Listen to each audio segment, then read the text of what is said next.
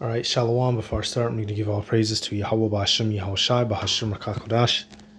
The waters to the elders and apostles, great millstone, peace, blessings, and salutations. All like Akim wa Akwath, learning, teaching in truth and sincerity. Another video through the Spirit. And for this one, we're going to be taking a look at the fact that Alexander the Great was given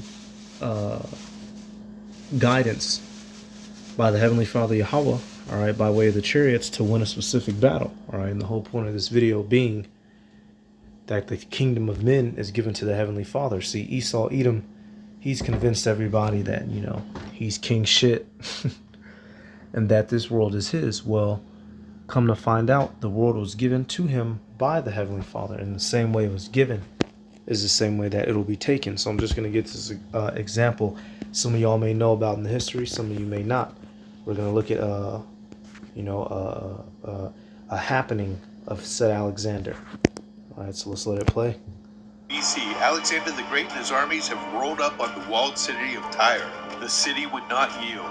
Walls 50 feet high, constructed so solidly that no siege engine could damage them. The Tyrians were skilled technicians and builders of war machines of their era, who were capable of intercepting incendiary arrows and projectiles in midair.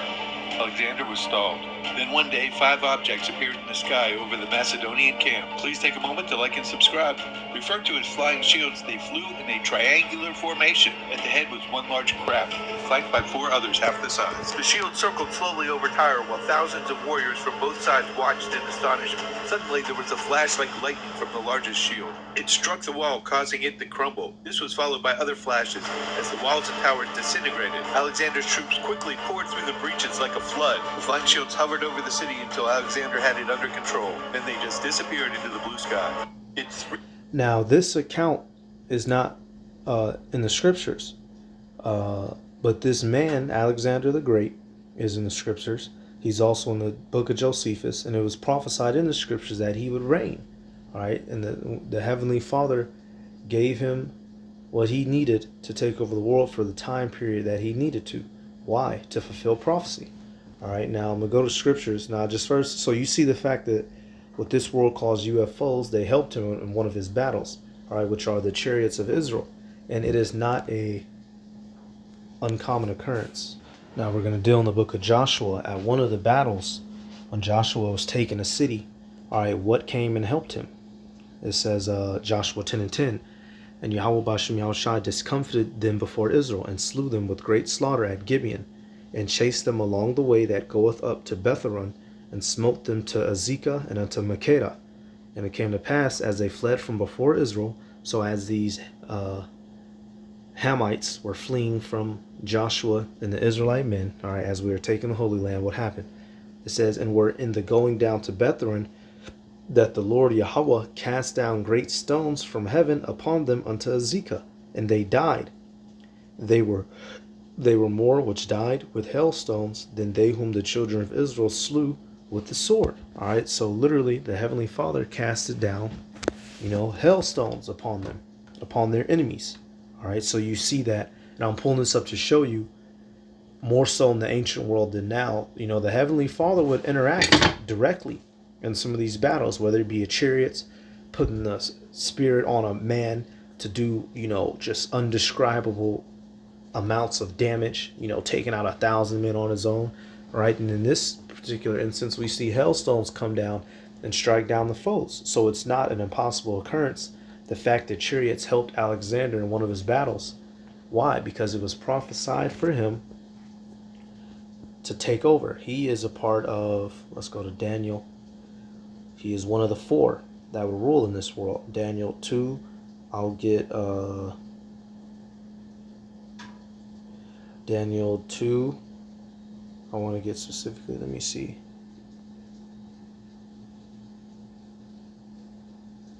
Okay, Daniel 2, I'm going to start at, which verse? This is one of the visions.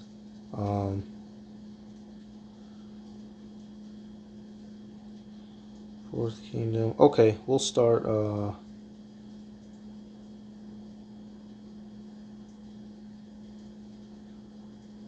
okay. Y'all should be familiar with the story, right?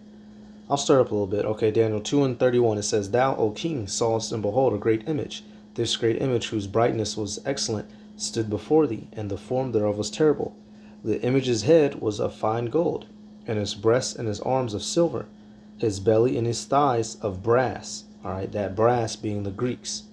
After them comes the Romans. You had the Babylonians under Nebuchadnezzar, which was the gold, the silver, which was the Persian and Medes, and then the brass, that's what we're focusing on, which made up the Greeks. So it was promised that Greece was going to reign, and specifically dealing with Alexander himself.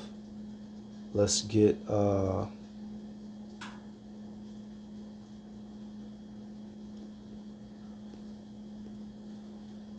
Alexander himself was prophesied as well. I'll start.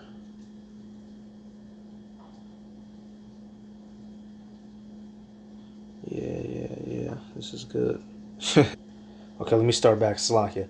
Daniel 7. Let's start at 6. It says, And after this I beheld, and lo, another like a leopard, which had upon the back of it 4 wings of a fowl. The beast had also 4 heads, and dominion was given to it. So we know that that leopard was Greeks, and that after Alexander died, the kingdom was given unto his 4 generals. All right, the war, the Diadochi War, the war of his generals. All right, which stemmed off into, his top 4. Right, Alexander himself. Right here, Daniel 8, and I'm going to start at verse 3. It says, Then I lifted up mine eyes and saw, and behold, there stood before the river a ram, which had 2 horns. And the 2 horns were high, but one was higher than the other, and the higher came up last. And so this is the Persian Medes. The Persians were stronger than the Medes. This ram with the 2 horns. All right, the last king, if I remember correctly, Artaxerxes, he was richer than them all. All right, verse 4 says, I saw the ram pushing westward and northward and southward, because he came over from the east. So he's pushing in those other 3 directions, so that no beast might stand before him, neither was there any that could deliver out of his hand. But he did according to his will and became great. Then what? Verse 5. And as I was considering, behold, an he-goat came from the west on the face of the whole earth, and touched not the ground. The goat had a notable horn between his eyes. So who is this notable horn? Alexander. What is this new goat? This goat represents the Greek Empire. And what did it do to the Persian Medes? And he came to the ram that had 2 horns, which I had seen standing before the river, and ran unto him in the fury of his power. And I saw him come close unto the ram, and he was moved with choler against him, and smote the ram, and brake his 2 horns, and there was no power in the ram to stand before him. But he cast him down to the ground, and stamped upon him, and there was none that could deliver the ram out of his hand. Therefore the he-goat waxed very great, and when he was strong, the great horn was broken, and for it came up 4 notable ones toward the 4 winds of heaven. So right there, that great horn and the goat represent Alexander and the Greeks. They put down the Persian and Medes. He was proud for a minute, and then when he died, when he was broken, his 4 generals stood up. All right, so it was promised that this man was going to take the throne and do great. So he couldn't lose in some minor battle, as he was still getting his way up to the top, to the Tyrians. So Yahweh Ba'ashem Yahweh Shai had them chariots help him out. All right, let me get another clip right quick. We shall never surrender.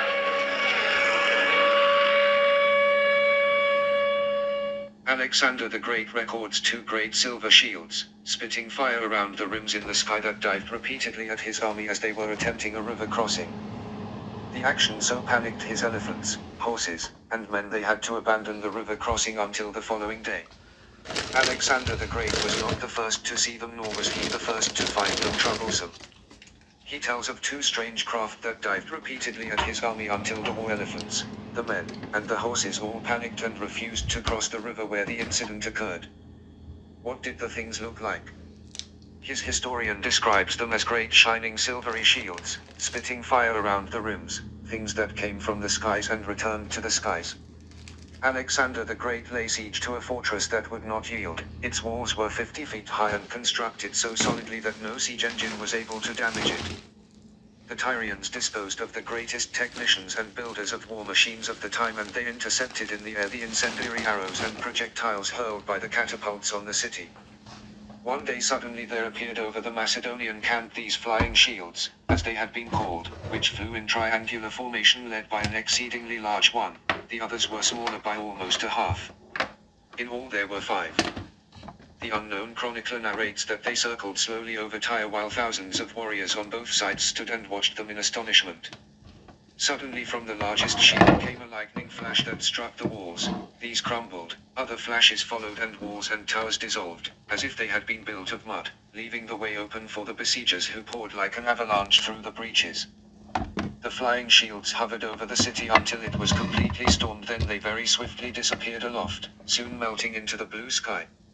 Shields used by Alexander the Great's army shows that they had the symbol for the star Aldebaran on their shields, which begs the question, is there an alien connection? The star Aldebaran is often confused with the planet Venus, but this interpretation by mythologists is incorrect.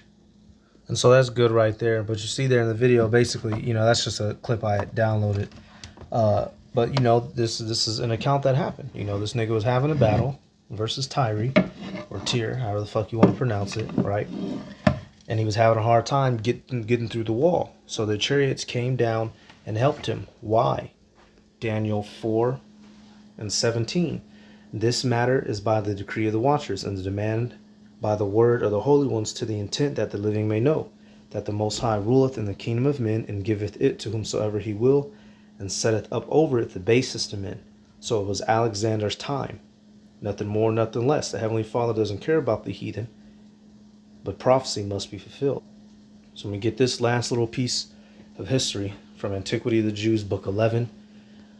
Josephus, we're going to be scrolling all the way down to the 8th chapter. All right, so we're here at the 8th chapter, and some of y'all should be familiar with this.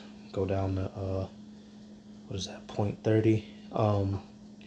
The fact that Alexander had that dream. Originally he was about to come put the beats on Jerusalem, and then what happened? So we'll scroll down. We'll start at, where does it start at? Okay, so let's start,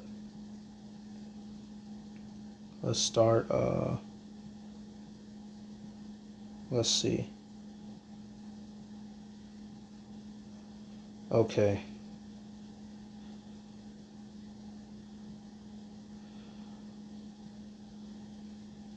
Okay, I'm going to start around here. Where it says he. I'll be going through there. It says, he therefore ordained that the people should make supplications and should join with him in offering sacrifice to Yahweh. This is the high priest. He was getting everybody ready for the arrival of Alexander, whom he besought to protect that nation and to deliver them from the perils that were coming upon them. Whereupon Yahweh warned him in a dream, which came upon him after that he had offered sacrifice, that he should take courage and adorn the city and open the gates, that the rest should appear in white garments, but that he and the priest should meet the king in the habits proper to their order, without the dread of any ill consequences, which the providence of Yahweh would prevent. Upon which, when he rose from his sleep, so the high priest had a dream. The Heavenly Father told him how to get ready for the arrival of Alexander. It says, he rose from his sleep, he greatly rejoiced and declared, so we're right here, declared to all the warning he had received from Yahweh, according to which dream he acted entirely, and so waited for the coming of the king. And when he understood that he was not far from the city, he went out in procession with the priest and the multitude of the citizens. The procession was venerable, and the manner of it different from that of the other nations. It reached to a place called Sapha, which name translated into Greek signifies a prospect, for you have thence a prospect both of Jerusalem and the temple. All right, so we're going to scroll down. So basically he started getting everybody ready. All right, and so let's see what happens when Alexander pops up, because Alexander, he was coming to fuck shit up. But what happened? It says, for Alexander, when he saw the multitude at a distance in white garments, while the priest stood clothed with fine linen, and the high priest in purple and scarlet clothing, with his mitre on his head, having the golden plate whereon the name of Yahweh was engraved, he approached by himself and adored that name, and first saluted the high priest. The Jews also did all together with one voice salute Alexander, and encompass him about. Whereupon the kings of Syria and the rest were surprised at what Alexander had done, and supposed him disordered in his mind. However, Parmenio alone went up to him and asked him how it came to pass that when all others adored him, he should adore the high priest of the Jews. To whom he replied, I did not adore him, but that Yahweh, who hath honored him with his high priesthood, for I saw this very person in a dream. So Alexander's men, they thought, man, why ain't he killing them? What's wrong with him? What's wrong with him in his head? He said he was coming to tear shit up. What's going on? Alexander said, ain't nothing wrong with me. I saw this in a dream. All right, let's keep going. It says, so right here, it says, in this very habit, when I was at Dios in Macedonia, who, when I was considering with myself how I might obtain the domination of Asia, exhorted me to make no delay, but boldly to pass over the sea thither, for that he would conduct my army, and would give me the dominion over the Persians, whence it is that having seen no other in that habit, and now seeing this person in it, and remembering that vision, and the exhortation which I had in my dream, I believe that I bring this army under the divine conduct, and shall therewith conquer Darius, and destroy the power of the Persians. Okay, so he understood, that these things happening in the vision in real life, that he was being divinely led. All right, and when you scroll down furthermore, you go down, I'm going to come to right here, just jumping down a little bit. It says, and when he went up to the temple, he offered sacrifice to Yahweh according to the high priest's direction, and magnificently treated both the high priest and the priests. And when the book of Daniel was showed him, wherein Daniel declared that one of the Greeks should destroy the empire of the Persians, he supposed that himself was the person intended, and he was then glad. He dismissed the multitude for the present, but the next day he called them to him, and bid them ask what favors they pleased to him. Whereupon the high priest desired that they might enjoy the laws of their forefathers, and might pay no tribute on the 7th year. He granted all they desired. Okay, so right there, the Heavenly Father had him see these things in a dream, so that he would give the Israelites permission to continue their laws. And when you know the history dealing with the Greeks, the Hellenization truly didn't really kick up hardcore into who the Seleucid line got up in there under Antiochus IV. That's when they started putting hell on us. So during the time of Alexander, things was good, so-called, under the Greeks, but when his generals got in there, that's when shit went south for us, according to prophecy. All right, so we see that, hey, all these things happened. He was told that he was going to be victorious, and ultimately he was victorious. All right, all these things happened. Why? For prophecy. In the same way that this man took over and won, ultimately, who's going to take over all these things in the end? Daniel, 7? And I want to get verse 9. And that's how we're going to end it. Let me see. Yep. I beheld till the thrones were cast down, and the Ancient of Days did sit, whose garment was white as snow, and the hair of his head like the pure wool. His throne was like the fiery flame, and his wheels as burning fire.